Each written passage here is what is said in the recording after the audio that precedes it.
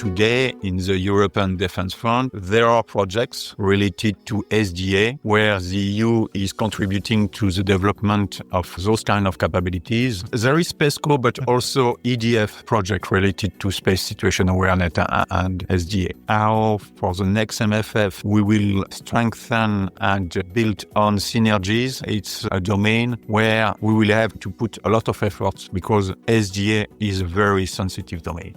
Hey, SpaceWatchers, and welcome back to our Space Café Radio here from Prague. And my guest now is Christophe Morand, advisor to the European Commission's DG DEFIS, a former French Air Force colonel with deep roots in military space intelligence. And he now shapes the EU space defense security nexus, bringing Copernicus, Galileo, IRIS², and hybrid threat responses. Mr. Morand, how are you doing today? Many thanks for the invitation. It's the first time for you here at this conference, right? Yeah, exactly. It's the first opportunity, in fact, for the Commission to take part of this conference in Prague. That's great. So welcome to Prague. So let's dive into it. Commissioner Kubilius warned that 2025 is a make or break year for the European space strategy. Do you agree that we have entered a strategic inflection point? Definitely, 25 will be a very important year for the EU in the field of space and defense. You are aware that the EU has prepared a different strategy. I would like to start with a white paper on defense, where in fact a key enabler has been identified as a key area of cooperation between the member states. In this work strand, in fact, also we agreed on the SAFE initiative that has been put on the table by the President of the Commission, von der Leyen. We hope that to conclude the negotiation on the European Defence Initiative, that will be also a tool to implement the white paper and to complement also the SAFE initiative, and that's for defense. Now, if you consider, in fact, the broader scope of activities at Brussels level, you have to take into account also on the EU preparedness strategy, where, in fact, following the ministerial report, we are putting together the different instruments of the Commission, but also in cooperation with member states to be better prepared for the worst-case scenarios. The EU preparedness strategy comes on the top of the strategy of internal security. That is a contribution also to the global preparedness of the EU Union. And the elephant of the room for 25, that will be the negotiation with the member states with the next multi-annual financial framework that will set the scene for the coming years and the level of ambition, meaning, in fact, the budget available to the Commission to progress in the field of space, security and defense. And definitely, here it will be a game changer. We have a lot of expectation, a lot of ambition to develop with the member states capacities that are needed, in fact, in the future to face, in fact, the worst-case scenario. And definitely, it will be an achievement if we get, in fact, the level of budget we are seeking for, and if we are able also to build with the member state on the dynamic of the SAFE initiative to put together all the instruments and to cooperate with member states for the future.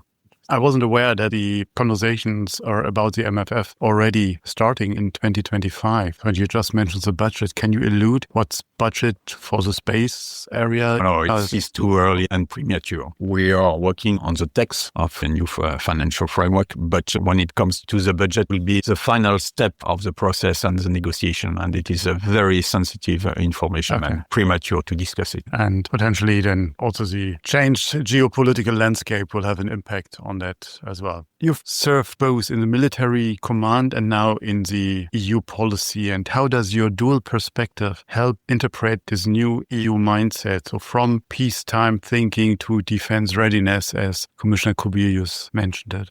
Or does it help? Yeah, definitely. I joined the EU now 13 years ago. It was for me an opportunity after 25 years in the French Air Force. And I witnessed, in fact, the evolution in the Commission on our programs, EU programs. And for me, I was in a kind of unique position with a military background, security background related to space, but also with the experience of the collaboration we set up with the French Ministry of Defense and Germany, Spain, in Greece, Italy, where in more than 25 years ago, we established the Helios community, muses, those kind of cooperation. With this background, it was quite interesting to see the evolution and to contribute to the discussion with the member states and to bring to the table, in fact, the experience on security matters, because at EU level, it was quite a new domain, and definitely it has been a very interesting period of time for me. If I remember 13 years ago, military or defense capabilities in space, even space, were not en vogue. I mean, we had these big programs you mentioned, but they were just on the sidelines. And at least I'm saying that from a German perspective. So the space didn't have a relevance. And if you brought space and defense in one sentence, then you not get hurt, usually. Definitely. I remember, in fact, my first year, it was a crisis management planning directorate. It was at the beginning of EES, the European External Action Service. And when preparing my first brief, in fact, for my hierarchy, I put the usual background and vocabulary about synergies, dual use, military use of space. And I remember I have been called by my head of unit, say, Christophe, okay, that's your first brief. But, okay, military, forget it.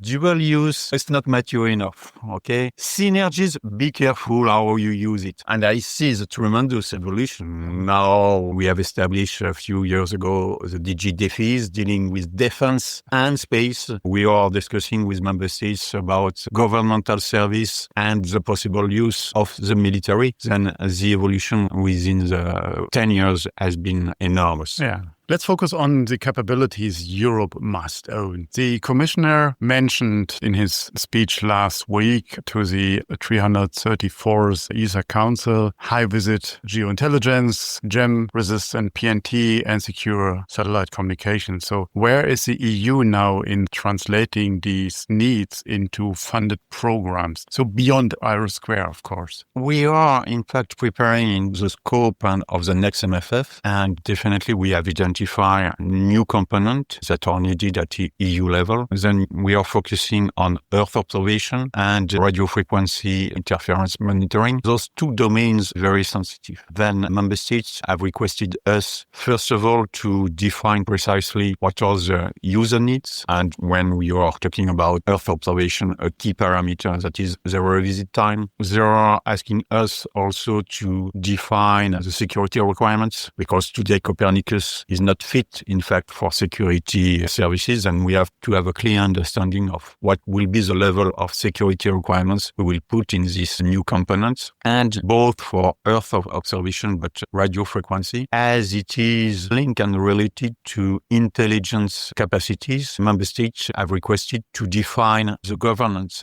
Our member state will be involved and will keep, in fact, some level of control on this kind of capabilities, because it is a domain that is of the competence of member state on intelligence. I wasn't aware of the RF monitoring that is also part of the requirements. That's interesting to know. On that term, RF monitoring, many of the services that we are talking about, we have also commercial providers in the field. So can Europe rely on commercial providers for this kind of critical infrastructure, or does the geopolitical reality, as we all know, demand sovereign state-led capabilities under an EU leadership? There are different options, definitely, to build this kind of capabilities. And if you take the example of EU-based surveillance and tracking, there is a mix of capabilities. Some are provided by member states, member state-owned capabilities, but some services are also provided by commercial companies. And definitely for Earth observation, there is the possibility to pool and share, in fact, all the existing capabilities to build, in fact, a system of systems. That's an option. Most likely also there is a need for an additional capability to meet a requirement on revisit time, but definitely it's a discussion we will have with member states, and in distribution of commercial entities, definitely this option is still on the table. It's interesting because when you talk about multiple parties, multiple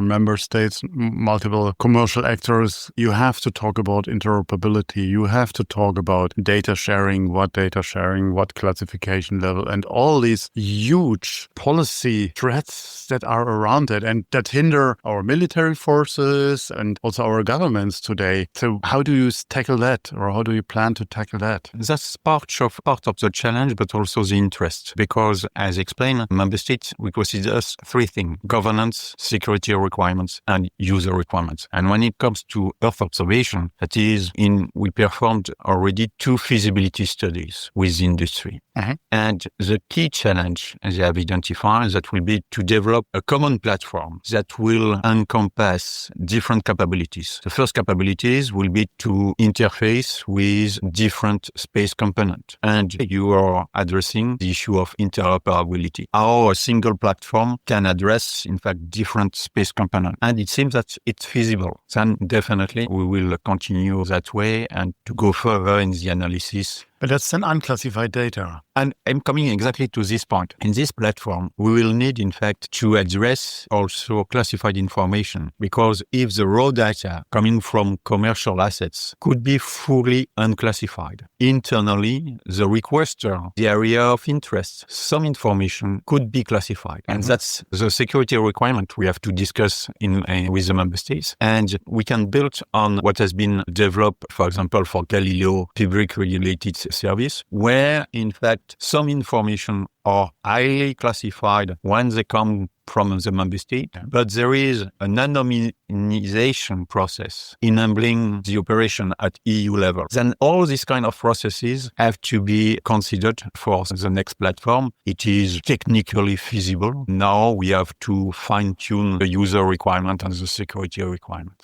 One other tagline we could read was from space for defense to defense of space. So space as a critical domain. And you mentioned already EUSST as an answer to approach the situational awareness and the orbital protection. But what we also learned from Dr. Regina Pelzus earlier on a panel was that EU is doing SSA, but not SDA, not space domain awareness. So for me, it looks like that SSA, SDA remains very fragmented at the moment across the EU. Is there now a real political will and technical process similar to you just described towards a common EU capability? Definitely today it is premature to address this issue. And definitely it will be a challenging part of the discussion with the member states for building synergies in the field of SSA, SDA. Definitely if SSA we got in fact the common agreement that it is a civilian capability where we can pool in fact assets of member state. SDA remain a very sensitive domain, military domain, where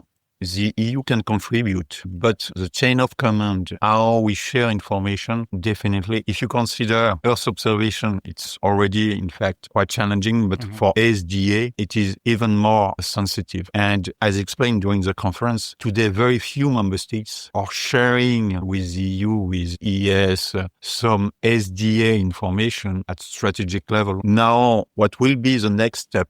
We have to consider how we will develop synergies in this field, because you have to consider the operational assets, but also how the EU can contribute to build those assets which are operated and controlled by member states. For example, today in the European Defence Fund, there are projects related to SDA where the EU is contributing to the development of those kind of capabilities. There is PESCO, but also EDF project related to space situation awareness and SDA. For the next MFF, we will strengthen and build on synergies. It's a domain where we will have to put a lot of efforts because SDA is a very sensitive domain.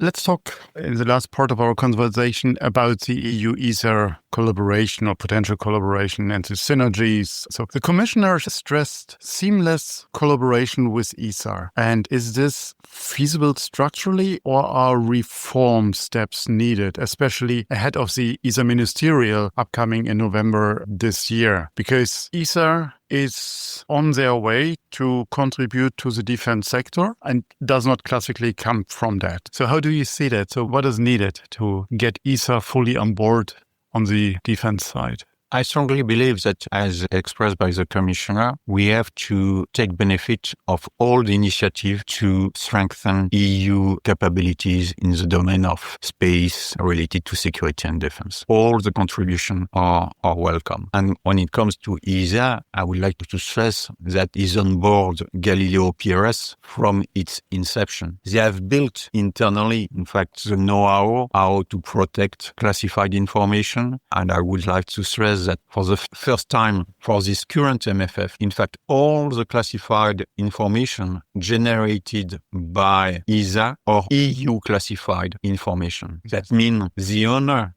of the information, the classified information generated by ESA, it was a first in the security framework and in the cooperation with ESA. And definitely we can build on this model where, in fact, the Commission defines the target with the member state, the requirements, the security requirements, the user requirement, and we mandate ESA as an architect because they have a long technical know-how, and it will be a shame if we cannot take benefit of the long experience of ESA in this field. And definitely for Earth observation, it will be perhaps a new domain. We trust ESA that they can learn from what has been developed internally for Galileo to use it for Earth observation. Just to come in addition to, in fact, the EU ministerial, if you consider PNT and the follow-up also of RE², it has been a thorough and preparation with to prepare, in fact, the LEO PNT preparatory action that will benefit to possibly, in fact, a component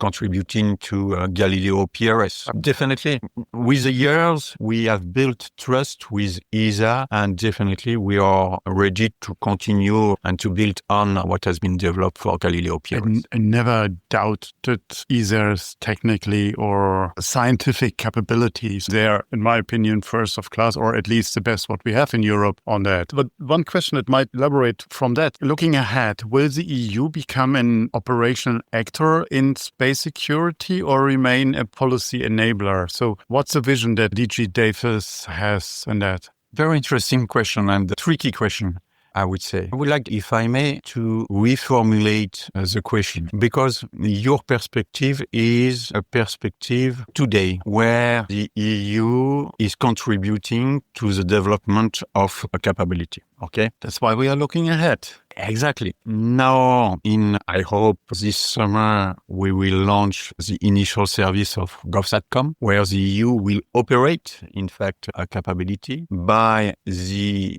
end of the year, we hope that we will be able, in a position to declare, in fact, initial service of Galileo public regulated system. Then we are at the start of a new phase. And the question is not what will be the role of the Commission in the operation of those tools. It is how 27 member states can operate together as those capabilities. And we are working on it. For Galileo PRS, we are developing a concept of operation. For GovSatcom, we have exactly the same framework where we define rules, how to share the capabilities, in fact, mechanism processes to meet, in fact, the requirements of member states. But definitely will be a new era at EU level. We put together, in fact, all member states and how we operate together, in fact, those kind of capabilities. Very interesting. So USPA, as we're here in Prague, will then have more responsibilities for these kind of services as your space agency potentially.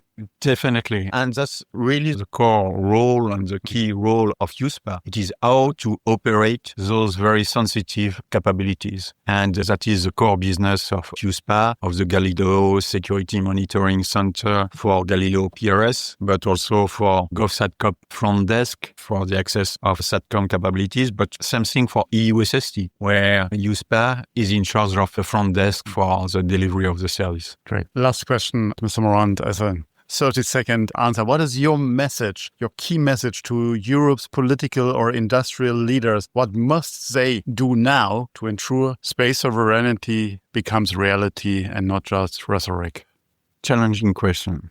I left the best for the last. Yeah, the best for the last. Yeah, definitely. And part will be, in fact, to inspire the member states in their wisdom to negotiate, in fact, the level of the budget, because it will be a key driver for the next years, enabling the Commission to progress in this field. That will be the first key message. That's for the MFF. That's for the MFF. Because we have now the conversation about the ESA budget, which is in a similar direction, but different. But different. Yeah. Okay. And the discussion will be by the end of the year and the beginning of next year. And that's a first message to member states that to support, in fact, and to lobby their Ministry of Finance. I know it's always a challenge, but to get the budget. But the second message also is not related to finance, but also to governance. In the coming years, we have to develop synergies because we have several legal instruments and we have to put together all those instruments to deliver capabilities for the benefit of all the member states. Then we have the security defense instrument, SAFE, DEEP, EDF.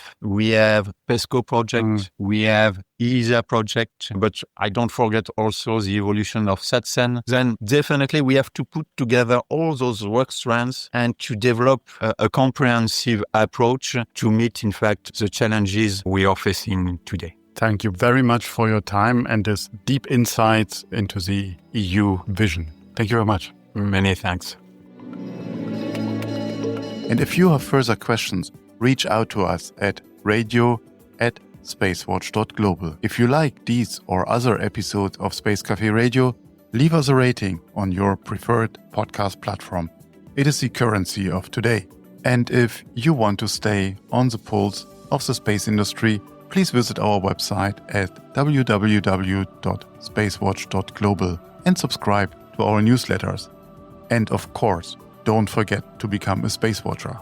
I'm Thorsten Kriening, publisher at SpaceWatch.Global, your independent perspective on space.